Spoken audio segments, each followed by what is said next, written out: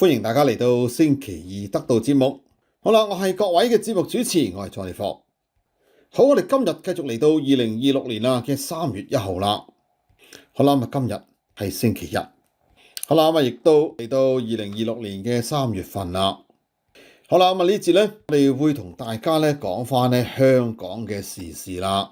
咁雖然呢都同呢係啱啱所發生嘅國際局勢呢有關因為呢中東呢正式呢開戰噶而且係美國同以色列係採取強硬嘅軍事行動，亦都已經喺呢一刻已經將呢係哈梅內伊呢一個神棍政權嘅最高領袖係送咗上西天。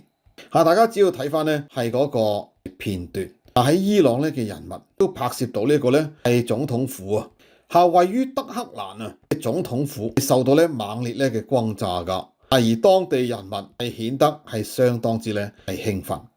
咁唔知大家有冇諗過呢個畫面有機會可能喺大家熟悉嘅地方出現。咁想象下都冇錯，呢個咧仍然係一個可能。正所謂咧 never say never 噶。好啦，呢節咧要同大家講咧非常之花生嘅話題噶。就係喺因為而家咧基本上全世界愛好民主自由嘅人都會咧係慶祝係伊朗政權瓦解嘅時候。咁偏偏咧有一位咧香港 KOL 噶，就係喺台灣嘅呢一個咧蕭若元老蕭，係俾咧大量嘅網民咧圍攻噶。咁點解咧？事出必有因。好啦，話說咧有大量嘅網民咧不滿懷疑呢一個咧伊朗仲有哈梅內伊係俾呢一個咧係蕭生咧係燈死噶。好啦，點解咧？就係因為人哋評論你評論。咁點解你嗰個評論同分析往往俾大量嘅網民係嚴厲批評係叫做極燈呢？呢一節我哋嘗試係同大家用一個比較客觀嘅態度咧係去了解到底所謂嘅燈係點樣形成好啦，咁先嚟睇咧就係呢件事本身。由於早前呢一個咧係蕭生咧嘅影片同埋咧分析就係咧斬釘截鐵。就係話呢個咧，伊朗一定唔會俾人打噶，尤其是特朗普一定唔會打伊朗。好啦，呢個咧恐怕真係出咗咧好多大問題。我都講過，咁我當然都一啲都唔喜歡特朗普啦，因為特朗普做咗好多係破壞呢一個咧係自由、破壞制度咧嘅事情，亦都咧特朗普政府嘅各種行為可以話得上咧叫做毫無咧公信力噶。不過我仍然係覺得呢個咧特朗普政權充滿好多不確定性uncertainty。呢個亦都係咁耐以嚟咁多世界上面嘅國家，包括埋西方國家本身，都對咧係特朗普所帶嚟嘅不確定性係無法估計。因為個不確定性實在太大，包括咧西方盟友都唔知道咧到底能唔能夠做盟友噶。好啦，然而特朗普同以色列咧關係一直都好好，呢個亦都係事實。因為呢一個咧以色列嘅內塔尼亞胡從來都係鷹派嚟噶。好啦，而且對伊朗呢件事最大嘅判斷其實應該都係集中翻咧喺以色列上邊因為以色列係呢個世界最想剷除伊朗咧呢個政權嘅國家嚟噶。好啦，因此你判斷話絕對伊朗唔會俾人打，就係一個咧係相當之主觀，而且係無視咗嗰個咧係客觀嘅事實就係以色列一直咧都想喐手。而且已經有咧大量嘅美軍集結，呢個調動絕對唔係咧係做大戲因為美國唔使做大戲噶同中共同俄羅斯都唔相同中共就好中意做大戲啦，中意集結住咧就搞軍演。好啦，因此斬釘截鐵咧斷定伊朗唔會俾人打呢件事本身真係太過咧武斷。好啦，往往呢啲咧叫做好燈咧嘅分析，通常咧就係出於佢哋好多時就係對嗰個政治人物係有太過係強烈嘅好惡。當個好惡咧係超過咗一個咧係原則性嘅問題，即係例如其實我個底線好簡單如果特朗普停止破壞個制度停止削弱嗰啲對民主自由嘅支援咁咧我對佢嘅批評就會大減。咁即係話咧基本上你都係要睇住嗰件事為主軸。好啦，當然啦當佢正式係出手瓦解一個獨裁政權仲要係邪惡軸心三大其中一個咁呢個咧坦白講你難以係挑剔同批評因為佢已經做咗一個好多政治人物都唔會做嘅事情。雖然咧，你仍然可以話佢個 motive， 即係話咧個動機同誘因同佢可能顧住自己嘅選舉有關。呢個咧就係我見到最大嘅問題啦。我同意佢個 motive 係有問題，但係正正就係因為佢有 motive， 佢有 motive 咧，即係話呢件事有可能發生。呢個先至係咧係好多啲分析，由於可能係痛恨特朗普所以咧就出咗好多大問題。因為特朗普中意縮，特朗普唔守信用，同特朗普因為要賭一鋪而去攻擊係兩件事。好啦，咁蕭生嘅分析基本上咧全部都集中晒咧係認為每一次咧特朗普咧都退縮噶。喺個事實上邊其實咧亦都唔算係100% 正確。因為咧係對呢一個咧委內瑞拉已經咧出咗手噶。咁即係話咧，其實佢喺軍事上邊採取行動係有跡可尋。而且個 reference 唔係好遠，並唔係喺23年之前並唔係咧係小布殊嘅年代而係啱啱喺早幾個月就發生。咁因此啦，你100% 將動手嘅機會係排除，基本上呢個分析肯定係會出錯噶。好啦，我已經講得好持平噶啦，因為更加多人就認為唔單止咁簡單。主持人佢實在係太過主觀武斷執埋一邊。咁呢個當然好清楚啦。呢個亦都係我見到唔止呢一位先生啦，我見過好多人咧，其實嗰個叫做分析都係出咗相同問題。我亦都其實經常會問自己呢個問題。咁當然啦，你做分析同判斷唔可以唔判斷，判斷即係叫做 make judgment， 你始終要做判斷。但個問題係要問下自己，到底個判斷會唔會係太過同自己嗰個叫做係好惡有關係？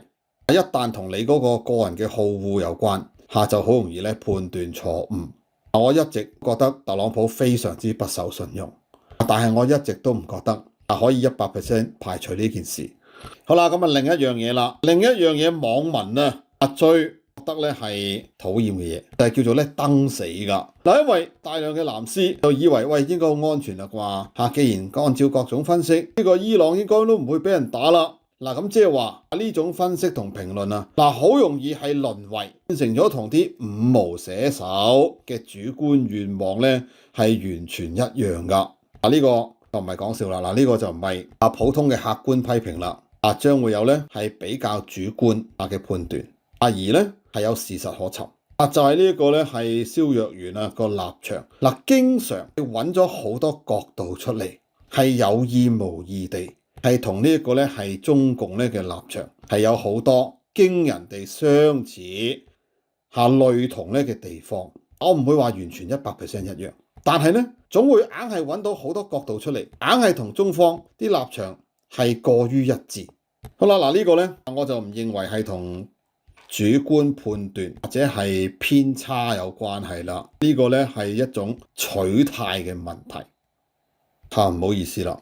我認為呢一位咧蕭生燈死伊朗，其中一個重大嘅原因就係因為佢其實咧經常都係變咗喺度支持緊呢啲獨裁政權嘅講法。當全世界人民喺度痛恨緊呢一個咧伊朗對示威者仲有上街嘅人民極度殘暴嗰陣時，你見唔到呢啲人咧出嚟譴責，仲反而咧都係出嚟同你講話一早就已經預咗㗎啦。即係話咧真係連少少嘅同情心、同理心都冇。呢個咧係相當之過分。就算你唔係企喺嗰個大眾嗰邊，最低限度你都唔好見到係有示威者出嚟上街，跟住被處以極刑迫害，你出嚟冷嘲熱諷。咁你同一個極度無知、極度無恥嘅五毛有乜分別呢？我經常都講，就算我見到香港啲藍絲，香港啲藍絲成日都做幫兇㗎啦。但係如果藍絲發生大火，係嘛？因為香港政府嘅疏忽失職導致佢哋可能傷亡慘重，我仍然會企喺佢哋嗰邊嘅。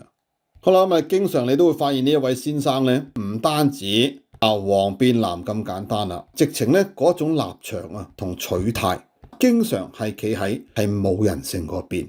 呢個先至係大問題。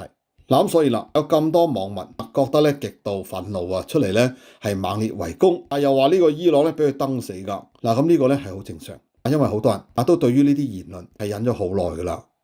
好啦，我哋呢節同大家係揭露到呢一度，請各位記得繼續節目撳 like，繼續社交媒體 share 我哋嘅節目，繼續建設性留言。亦都請繼續打開我哋本台嘅節目清單，繼續欣賞播放。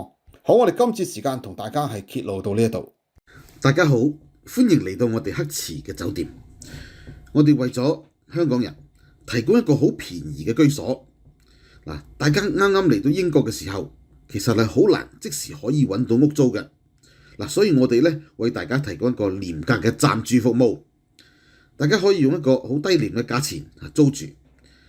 我哋嘅酒店有單人房、有雙人房、有家庭房，每個月由300磅左右起，提供一個短期嘅居所，只係收1個月按金。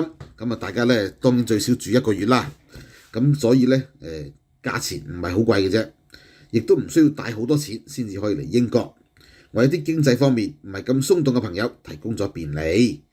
我哋亦都有旅遊包車服務，可以直接由唔同嘅地方接送去到黑池嘅酒店。如果大家有需要嘅話，可以直接向我哋嘅酒店負責人聯絡。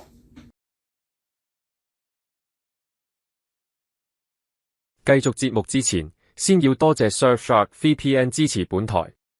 Surfshark VPN 可以保護你嘅個人資料被盜取，避免俾黑客盜用信用卡。上網可以體驗冇廣告、冇彈出視窗、冇追蹤嘅網站。粉碎審查制度可以幫助你繞過政府嘅審查，隱藏你嘅網上記錄，可以自由訪問新聞、娛樂同社交媒體。100個國家3200多個伺服器，可以睇 Netflix 同 Disney Plus 唔同國家嘅節目。不限裝置，訂閱 Surfshark 可以一家人用，幾多部手機電腦都可以共用一個賬戶。仲未安裝 VPN 嘅朋友，記得快啲安裝 Surfshark VPN，多謝。